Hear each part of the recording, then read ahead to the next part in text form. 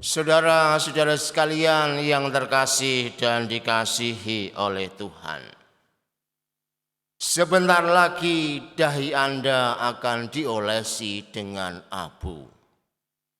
Ini bukan drama Korea yang aneh-aneh.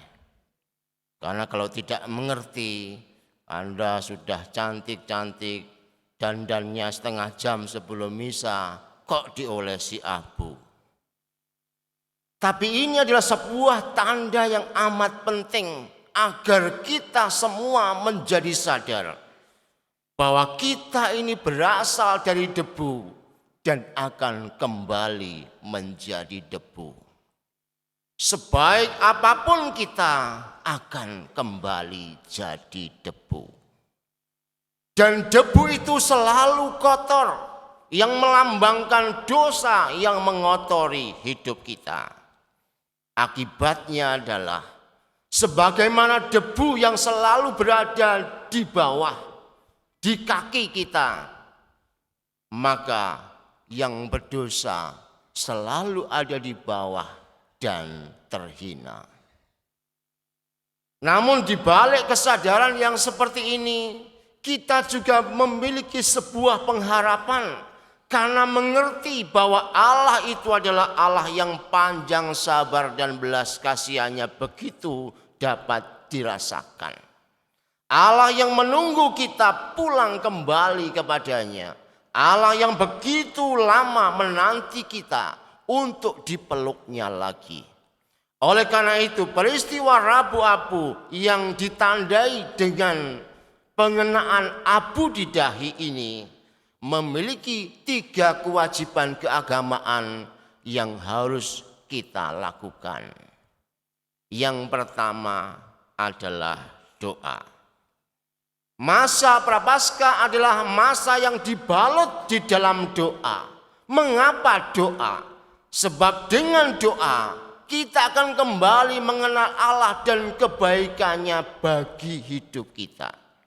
Makin banyak doa, makin orang tahu akan rahasia Allah.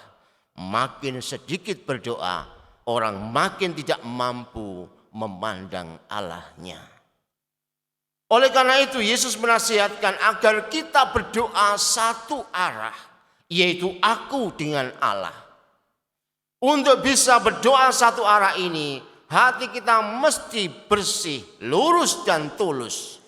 Doa bukan sebuah absensi supaya orang tahu. Doa bukan juga jaga image supaya dipandang baik. Tapi doa adalah tersungkur di depan kaki Tuhan untuk mendengarkan Dia. Dan kalau kita melihat bahwa doa itu adalah seperti itu, maka agar bisa mendengarkan suara Tuhan, kita melanjutkannya atau menghamparkannya di dalam keheningan. Baik dalam keheningan suasana maupun dalam keheningan batin. Sehingga di dalam kitab suci tadi disebutkan, kuncilah pintumu.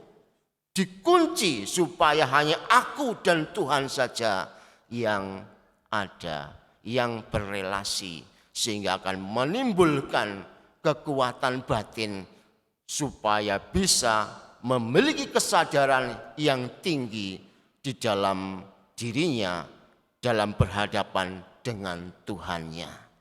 Inilah yang penting sebagai sebuah kewajiban untuk kita lakukan, yaitu doa dengan tersungkur dan kemudian mendengarkan suara Tuhan. Kewajiban yang kedua adalah puasa. Puasa dan juga pantang orang Katolik selalu berarti ganda.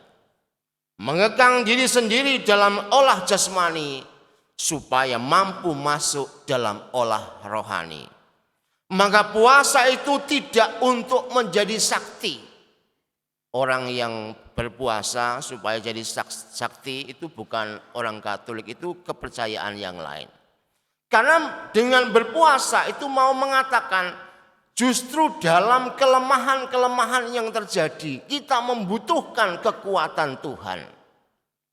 Di situ kemudian kita mulai mengendalikan panca indera kita. Panca indera itu mudah berbelok. Lihatlah, matamu seringkali tidak bisa melihat yang baik.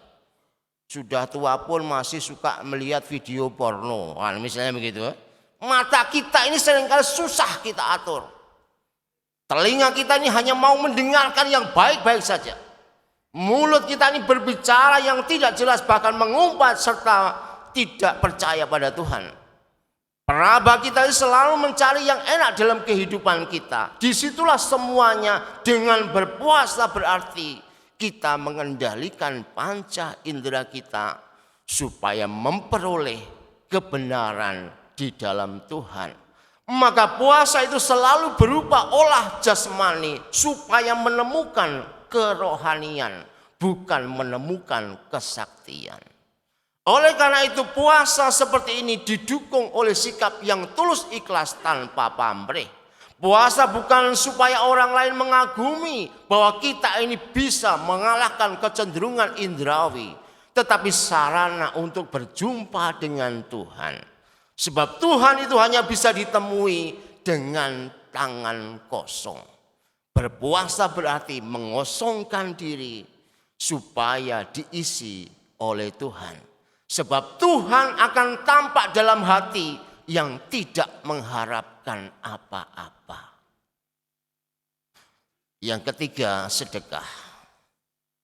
Harus kita sadari, manusia itu miskin di dalam perbuatan yang baik. Buktinya apa? Kalau mau berbuat sesuatu yang baik, semua orang harus mengetahuinya. Itulah kemiskinan dalam perbuatan baik kita.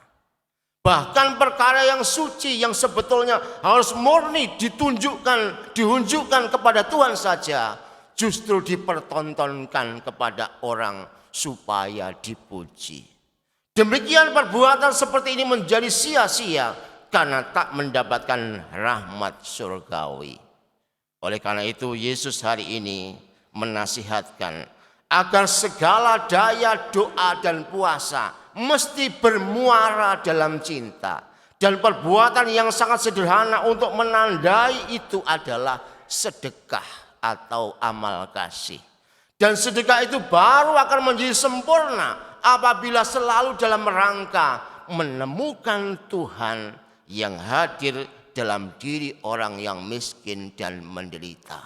Sedekah itu bukan supaya mendapatkan pujian, tetapi justru belajar menemukan wajah Tuhan di dalam diri orang-orang yang menderita. Maka amal baik yang seperti ini diganjar dengan pertemuan dengan Tuhan sendiri. Moga-moga di awal masa Prapaskah ini kita sungguh-sungguh dapat mengenali doa, mengenali puasa, mengenali sedekah dengan pengenalan yang baik dan benar. Sehingga kemudian kita mempraktekannya dalam kehidupan dalam rangka kembali kepada Tuhan dan bukan kembali kepada diri sendiri. Tuhan memberkati.